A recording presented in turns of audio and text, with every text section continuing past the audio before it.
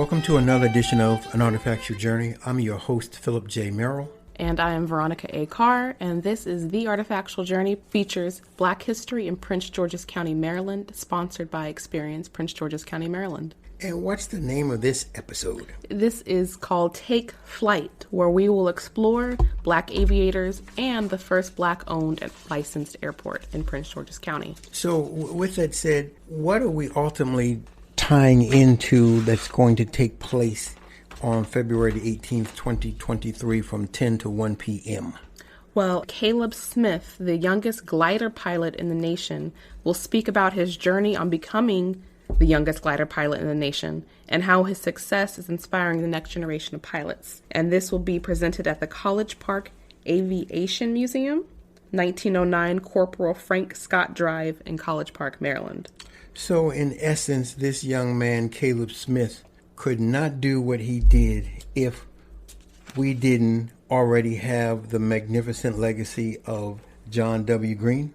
Right, and the Columbia Air Center. But before we get to those, let's delve into the history of College Park Airport and how the Columbia Air Center grows out of the formation of College Park Airport. College Park Airport is a public airport located in College Park in Prince George's County. It is the world's oldest continuously operated airport, and it was established in August 1909 by the United States Army Signal Corps to serve as a training location for Wilbur Wright of the Wright brothers to instruct two military officers to fly in the government's first airplane.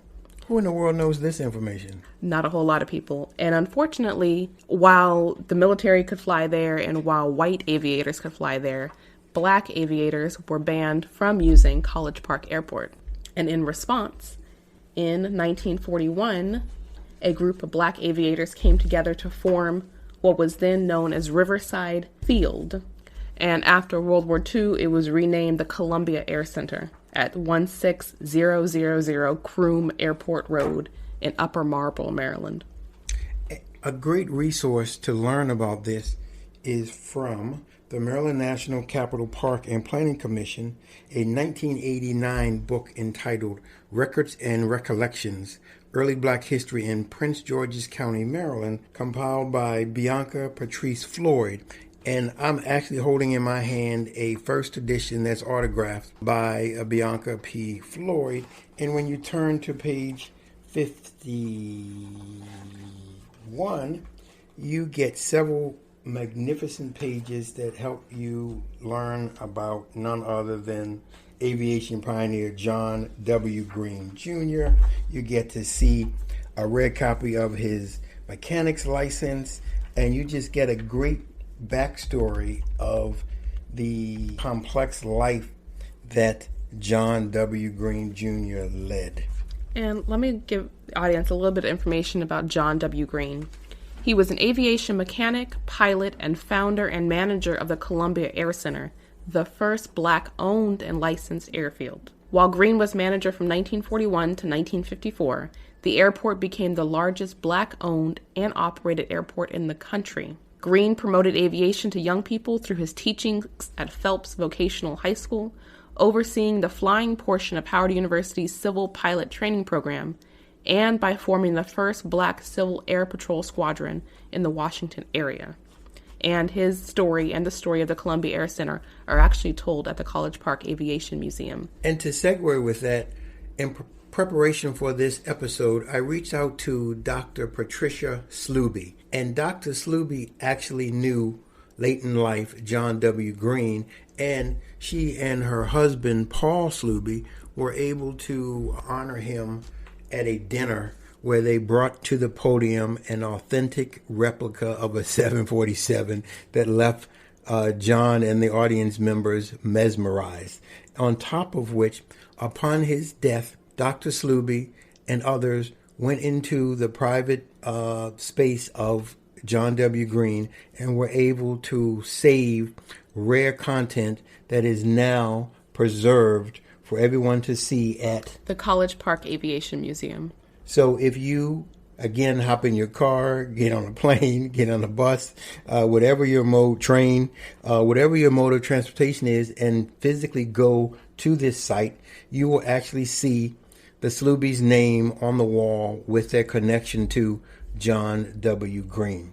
And so the field that was once the site of Columbia Air Center is now owned by the Maryland National Capital Park and Planning Commission and is part of the Patuxent River Park of the Department of Parks and Recreation. A historical marker and an exhibit on Columbia Air Center are now included in the Chesapeake Bay Critical Need Driving Tour. Interestingly, the tour begins at the exhibit site on Columbia Air Center, where an airport gas pump still stands among the shade trees, the only remaining artifact of a bygone era, and a lasting reminder of Black aviation's role in the development of Prince George's County. And I like to use a phrase that comes from musician George Clinton, and the phrase is simply this: not new to it, but true to it.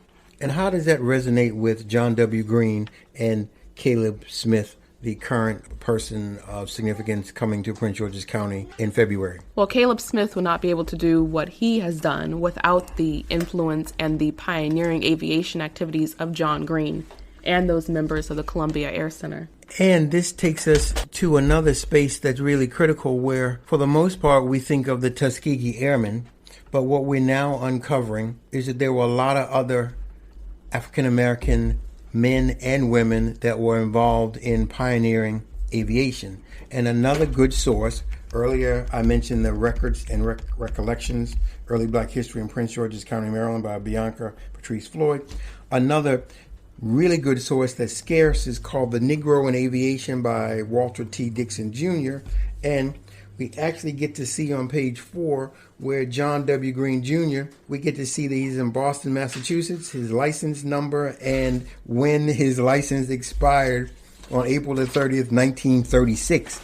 This is before World War II and the Tuskegee Airmen. See, so once again, there's so much more activity going on in the Black aviation world than what we have been allowed to learn about. So if you want to learn more about these stories of Black aviation in Prince George's County, feel free to visit the College Park Aviation Museum, located at 1985 Corporal Frank Scott Drive in College Park, Maryland. There is a wonderful exhibit on the Columbia Air Center and John Green and what the pioneering activities of these early Black aviators meant for Prince George's County and the country. This concludes another episode of An Artifactual Journey features Black history in Prince George's County. Thank you for listening.